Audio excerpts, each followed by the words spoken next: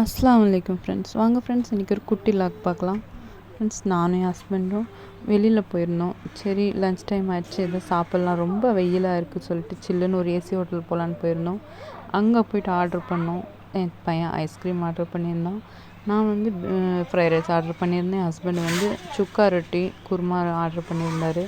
Friends, இந்த ice cream 50 ரூபாய்க்கு worth, ஆனால் 70 ரூபாய் சொல்லியிருந்தாங்க. ஆனால் அவ்வளோக்கா டேஸ்ட்டு கூட இல்லை, அது 70 ரூபாய் சொல்லியிருக்காங்க. அது மட்டும் இல்லாமல் நம்ம சாப்பிட்ற இந்த ஃப்ரைட் ரைஸ் எடுத்துக்கிட்டிங்கன்னா 250 சொல்லியிருக்காங்க. 250 ரொம்ப அதிகம். அதுக்குண்டான டேஸ்ட்டும் இல்லை, அதுக்குண்டான ஒர்த்தும் கிடையாது.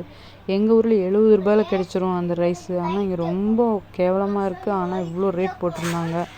என்ன பண்ணுறது, பசிக்கிறதுக்கு போயிட்டோம், சாப்பிட்டோம். இப்போ என்ன பண்ணுறது, நம்ம ஒன்றும் பண்ணுறதுக்கு இல்லை, போயிட்டு வாங்கிட்டு சாப்பிட்டு வந்துட்டோம். இந்த பவுல் பார்த்தீங்கன்னா பெரிய சைஸில் இருக்குது, ஆனால் உள்ளுக்குள்ளே ஒரு மோல்டு போட்டிருக்காங்க. ஃப்ரெண்ட்ஸ், ஒரு கிளாஸ் அளவு தான் இருக்கும் உள்ள குருமா.